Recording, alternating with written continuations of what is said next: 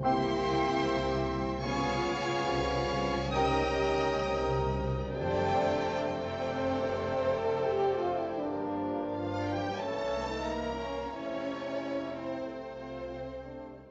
name of costume designer Jean-Louis is synonymous with elegant and glamorous Hollywood design.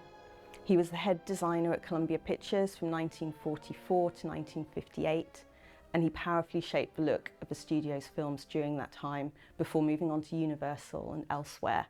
He was Oscar nominated 14 times over the course of a career that spanned 4 decades, and he dressed some of the biggest stars of the time. Today, he's perhaps best known for designing Rita Hayworth's black dress in Gilda and for Marilyn Monroe's infamous Happy Birthday, Mr. President dress. So Jean-Louis Berthaud was born in 1907 in Paris. He studied art at the prestigious School of Decorative Arts.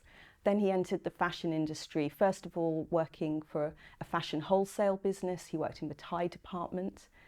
He then got work as a sketch artist and ended up at the couture house Agnès Drécole.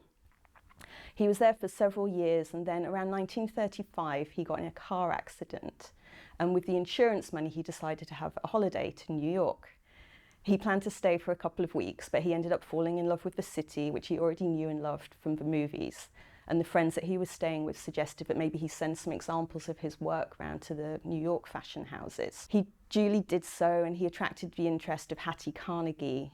She was a huge figure in American fashion at this time, and she was very well known for having a great eye for talent. She had a really good sort of sense of spotting important designers, and many significant figures passed through her house over the years, including people like Norman Norell and Pauline Triège. So his first collection at Hattie Carnegie was a huge success. The film star Irene Dunne actually bought one of his pieces, and over the years he built up a clientele that included people like Wallis Simpson, Irene Dunne, Constance Bennett and Joan Crawford. One of his biggest successes during that time was the design of the Carnegie suit, which came out in 1937, a very classic women's skirt suit with a smart little jacket and nipped-in waist. And this suit stayed very popular and fashionable from the 30s through to the 50s, and we actually see this design resurface over and over again in Jean-Louis' film work. One of his other clients was Joan Cohn, who was a former model, and she had married Columbia Pictures head Harry Cohn. She recommended Jean-Louis to her husband when he was looking for a new designer, and Harry Cohn offered Jean-Louis $500 a week to take up a position at Columbia. This was significantly more than he was getting paid at Hattie Carnegie, so he accepted. His arrival was announced with great fanfare in the trade press. They took out adverts saying the designer Jean-Louis is joining Columbia in September 1943, so Jean-Louis set off for Hollywood. So when Jean-Louis got to Hollywood, he had to learn about the differences between designing fashion for people and designing costumes for film. Obviously, the most important fundamental thing is you're working from a script, you're designing for characters, you're designing to tell a story. When he got to Columbia, he didn't have any immediate assignments. He spent the first month or so in the projection room watching movies, studying how the costumes looked on screen. He'd then go to the wardrobe department and have those pieces pulled so he could examine them, looking at the details, how they were constructed, how colour translated onto screen, whether that was in black or white or in Technicolor. He paid a lot of attention to the close-up and what he called the above-the-table business, everything you would see from the chest up. And he really admired the work of another great designer of the era, Adrian from MGM, who he thought was a master at framing the face. The other very important thing that he had to take on board was that costumes needed to be slightly timeless. They couldn't be too fashionable and of the moment because of the delay between production and release of a film. So one of his first films at Columbia was Together Again with Irene Dunne, who had been one of his clients at Hattie Carnegie. It's very nice, I think, that one of his first films was with her, but also that it's a film in which clothing plays a really important part in the narrative and the development of the character. Irene Dunne plays a young widow who's taken over as mayor of her small town when her husband dies. And she's very happy in her professional life and her personal life, although a lot of those around her think that she's wasting away being a professional woman and she really should think about getting married again. And the plot of the film is set in motion when she's sent to New York at the behest of her stepdaughter to commission a new sculpture of her husband that's been damaged in a freak accident. Up to this point, we've seen her in a lot of very smart kind of workwear, lots of feminine blouses and suits, a beautiful kind of white robe that she wears at the start of the film. And when she sets off for New York, she's wearing a travelling suit, very much in the model of the Carnegie suit, smart with a little hat. And her father-in-law, played by Charles Coburn, remarks, "When women start wearing hats that look like hats, they're on the way out. At your age, you ought to be on the way in." And this obviously must have some impact on her, because when we next see her in New York, she's wearing a hat that can only really be described as a giant white rose that sits on top of her head with a little veil. And she's wearing a very lovely chic black dress. And she goes to see the sculptor Charles Boyer. It's a kind of classic meet cute moment. He mistakes her for an artist model who he thinks has come to do some nude modelling for him. And hijinks ensue that end up with Irene Dunne losing her clothes in a police raid on a nightclub and going back to her small town feeling very humiliated by this adventure, desperately trying to get rid of this white rose hat that's kind of caused all of this mayhem. She tries to leave it on the train, the porter brings it back to her, she shoves it in the back of her wardrobe, her maid pulls it out and says, "What are you doing?" Then Charles Boyer ends up following her, and obviously they fall in love. And we see this kind of reflected through her wardrobe and how that evolves. Her clothing becomes, over time, much more kind of feminine and softer. This is seen most explicitly when she swaps a very kind of masculine, practical, warm-looking dressing gown for a floaty, diaphanous robe with elaborate flowers at the waist when she knows she's going to be seeing Charles Boyer. So this film very nicely demonstrated the way that Jean-Louis could design everyday wear, gorgeous gowns, but most importantly, how he could use clothes to tell the story and shape a character's psychology. So the Jean-Louis Rita Hayworth relationship was a hugely important one for both of them. He very much shaped her star image, the idea of Rita Hayworth as the love goddess. And they collaborated on 10 films together over the course of a decade. She really trusted him. It was a really positive experience for both of them. The first of these was Tonight and Every Night, which came out in 1945. Rita Hayworth plays an American stage performer who's in London during the Blitz. It was a Technicolor production, and Jean-Louis has a great time with the colour in this movie. He designs a range of beautiful outfits for her, just for everyday wear, but also for stage. He uses a lot of contrasting and complementary colours, lots of kind of variations on purple, lavender and lilacs, which play gloriously with her hair. Their second film together was Gilda, and this was really the film that kind of cemented Rita Hayworth's image for the next decade. It was also the film, I think, that really made Jean-Louis' reputation as a costume designer fully recognised. The costume budget for the film was $60,000, which was a large amount for that time. And Jean-Louis designed an array of beautiful gowns and costumes for Rita Hayworth in silks, satin, sequins and furs. In fact, the majority of the budget went on the furs. There was a $35,000 chinchilla coat, which we see her wear in several scenes, and a $10,000 white ermine stole, which actually is only worn, well, it's not even actually worn, we just see her throw it to the floor in a very brief instant at the beginning of her Put the Blame on Mame number.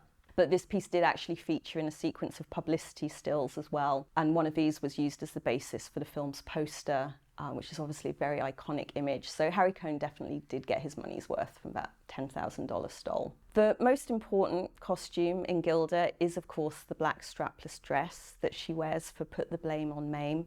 This has been described as one of the most influential film costumes of all time. It even has its own Wikipedia page, along with other iconic pieces, such as Marilyn Monroe's pink Gentlemen Prefer Blondes gown designed by Trevia, and Audrey Hepburn's black Givenchy dress that we see at the beginning of Breakfast at Tiffany's. So this black dress really shows Jean-Louis' skill as a designer, but also as an engineer. It's designed to flatter Rita Hayworth and her best attributes. It shows off her beautiful arms and neck, also her leg through the slit up the side. It also disguises baby fat. She'd recently had a child, and the dress features a kind of gathering at the side at the waist, which helps kind of mask that. Most importantly, though, the dress had to be suitable for the performance number. Rita Hayworth moves around in it a lot. They didn't want her breasts falling out, so Jean-Louis constructed a very serious kind of garment. He described the dress as having a kind of harness underneath for the bodice with a grosgrain ribbon under the bust, 3 stays to structure the bodice, and most importantly, a piece of plastic which was moulded over a gas flame and shaped to her bust, which held up the top of the dress. And it's quite remarkable when you watch that scene, how the dress is kind of sensual, it moves, it looks beautiful, but you know, that's a really solid piece. Nothing's going to be falling out of that. It was a huge trend-setting piece at the time, and it's influenced countless red carpet gowns in the decades since. So Gilda, in a way, was the kind of pinnacle of Hayworth and Jean-Louis' collaboration, but they went on to make more films together. And their last film together was Pal Joey in 1957. And this film also stars Kim Novak, so it's very much the kind of moment where the particular type of kind of 1940s, early 50s classical era stardom represented by Rita Hayworth moves over and the torch passes to the new generation. The Jean-Louis Kim Novak collaboration again was another great pairing of designer and star. They made 9 features together, and he worked with her from the very beginning of her career. He actually dressed her for her screen test for Columbia. She wore the black Gilda dress for this, and apparently Harry Cohn used to like to test his new starlets in this dress to see how they would measure up to Rita Hayworth. And Jean-Louis designed all of Kim Novak's first films for Columbia. This kind of style that he developed for her was kind of in place almost from the very beginning in the film Pushover, which is a film noir in which she plays a femme fatale. And he designed a kind of small but very elegant kind of capsule wardrobe for her. The first outfit that we see her wearing is white kind of ribbed dress with a turtleneck, worn with a fur coat. And the costume sort of gradually gets kind of elements of it get revealed over the course of successive scenes. So first the coat's removed and we see that it's kind of got this really interesting kind of cutaway. It's sleeveless and it's cut away over the kind of collarbone. And later there's a beautiful moment where Kim Novak turns round and you see that the dress is kind of split from down the back from top to bottom. And this is, I think, is very sort of characteristic of Jean-Louis' style. His women were always very sexy, but they were never kind of vulgar. So the high neck balances out the revealing back. And this was something that was used a lot for the styling of Kim Novak. Another one of their films together, which is one of my favourites, is Bell, Book and Candle, which came out in 1958, the same year as Vertigo, and it repairs Kim Novak with James Stewart. Kim Novak plays a witch, and Jean-Louis has great fun kind of adding hints of that style into her wardrobe. He always loved things like cowl necks, trains, cloaks, so this plays really well within the context of this story. There's a glorious burgundy dress, which is cut high at the neck, but then it's revealed to be fully cut away in the back, classic Kim Novak style. There's a reversible leopard print cloak that she wears with a red hood and red gloves. You see it again worn with black and accessorized with little leopard print heels and a burgundy velvet full-length cloak. It's all very gorgeous. And it's actually quite sad, I think, when Kim Novak loses her witchy powers when she falls in love and she ends the film costumed in chiffon and pale yellow. Jean-Louis received his first Oscar nomination in 1950. The Oscar for costume design didn't actually exist until 1949 to honour films from 1948. So he started receiving recognition very quickly. His nomination was for Born Yesterday, starring Judy Holliday as Billy Dawn, and it's a really great costume film. George Cukor, the director, asked Jean-Louis to characterise the costumes, and he creates a kind of a sequence. You see how the costumes evolve over the course of the film. She always looks great, but at the beginning there's just a little touch of kind of showiness, of over-the-topness to the pieces. The first outfit that we see, she's wearing a hat with these kind of cascading decorative elements. Later on, we see her in a hat with vast swathes of tulle that wrap around her like a halo. But over time, her wardrobe becomes kind of more refined. It has a lot of signature Jean-Louis elements. He often used kind of monochrome contrasts, so a dark kind of main body of the outfit with a contrasting collar and cuff that matched. You see this a lot throughout his films. And one of my favourite pieces in Born Yesterday is the white sequin jumpsuit that she wears while she's playing gin rummy with Broderick Crawford, one of the great kind of comic scenes of the film. And this is just stunning. It looks beautiful in the studio lights. Women in trousers is always fun in films of this period because you don't see it all that often. And again, it has the contrasting collar and cuffs. It has a black shawl collar and ornate black cuffs. And he eventually got his Oscar in 1956 for The Solid Gold Cadillac, which again starred Judy Holliday. But it's not really a costume picture. She has a perfectly nice, serviceable kind of working woman's wardrobe, but it's not really a costume picture. Jean-Louis himself said that he thought that they had nothing better to do that year. But I think it very much kind of was an award that kind of recognised his body of work up to that point. So Joan Crawford and Jean-Louis, she had been one of his clients back at Hattie Carnegie in the 1930s, and she had many Jean-Louis pieces in her personal wardrobe. In the mid-1950s, she had a 3-picture deal with Columbia Pictures, the first of which was Queen Bee, based on the novel by Edna Lee. And in the novel, the character Eva, who Joan Crawford plays, is introduced by another character who describes her as being beautiful and that she wears gorgeous clothes and she really knows how to wear them, which I think is a great kind of brief for a designer. You really see Joan Crawford working her wardrobe throughout the film. Jean-Louis designed a wardrobe that was fit for a queen. It uses a whole range of beautiful fabrics. There's a lot of furs.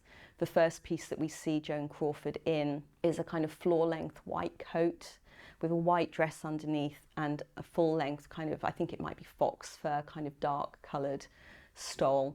And again, we have the kind of reveal where the coat comes off and then you get to enjoy the dress underneath for a time as well. Another really beautiful piece in this film is a white satin blouse with a very dramatic kind of peaked collar that she wears with a floor-length black skirt, and it's accessorized with a multi-strand necklace. The film actually featured jewellery by William Russer of Beverly Hills, who was an important designer of the time. Joan Crawford actually had many pieces of his work in her personal collection as well. So they're very much kind of part of the costuming of the film as well. And the piece de resistance is the black gown that she wears at the very end of the film. In some ways, this is kind of reminiscent of the Black Gilda dress. It's strapless, it has a kind of similar silhouette.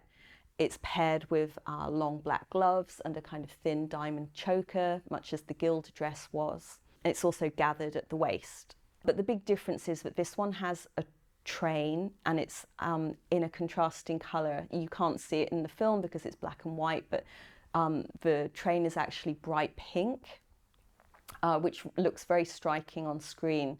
And I mentioned that Joan Crawford kind of really worked her wardrobe during this film as she sweeps imperiously around the house, dominating everyone. And she works this dress. You see her first appearing at the top of the stairs. She arranges the train around her.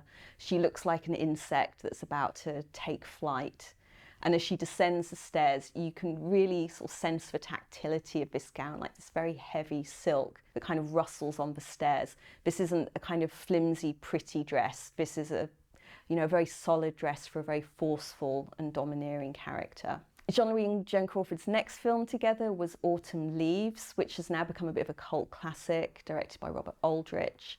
And this is a complete contrast to Queen Bee. She's back more in the kind of Mildred Pierce, kind of slightly more sympathetic role as a kind of working woman, slightly older. And she falls in love with an equally lonely but much younger GI. Her clothing kind of evolves as she falls in love, and this kind of works for the story because you feel that she's kind of recapturing some of her youthful romantic feelings. But you realise over the course of the film that actually these dresses are very reminiscent of nurses' uniforms. particularly in one scene where she confronts her new husband's ex-wife and she's got a kind of black cardigan draped over her shoulders. It really looks like a nurse's uniform with cloak. And this becomes much more explicit when his mental health issues are revealed and she ends up caring for him and then eventually committing him to a sanitarium. So it's a really good example of how clothing very kind of subtly underpins the story of the film. Jean-Louis left Columbia in 1958. This was the year that longtime studio head Harry Cohn passed away. And the new owners of the studio offered to renew Jean-Louis' contract, but at a lower salary. And understandably, he wasn't really interested in that and felt that it was time to move on. So he kind of went freelance and began an association with Ross Hunter at Universal, which resulted in films like Pillow Talk. He really kind of shaped the image of kind of Doris Day going into the 1960s. In the early 60s, Jean-Louis also worked with Marilyn Monroe. He designed her costumes for The Misfits and was designing the costumes for her last unfinished film, Something's Got to Give. And of course, most famously perhaps, he designed the Happy Birthday Mr. President dress that she wore when she sang to JFK. This was based on the stage gowns that he'd created for Marlene Dietrich a decade earlier. Marlene Dietrich's Las Vegas costumes, designed by Jean-Louis, are legendary. When she got a contract to perform in Las Vegas in 1953, she turned to Jean-Louis to ask him to design her performance outfits. Dietrich, of course, was a kind of master of her own image, of costuming and lighting, and was very known for her ability to be very patient and work with a designer to get the right look. And what she wanted was for the stage lights to come on and for audiences to be wowed by the spectacle, by her beauty. What Jean-Louis designed for her is kind of what's been dubbed a kind of illusion dress. It makes her look kind of as if she's naked. And this used a technique that he'd used on Rita Hayworth in Salome in 1953, where he'd created a kind of nude body stocking that was worn underneath costumes, so you would be, supported and covered. It looked like you were seeing flesh, but you weren't. You were seeing nude coloured fabric.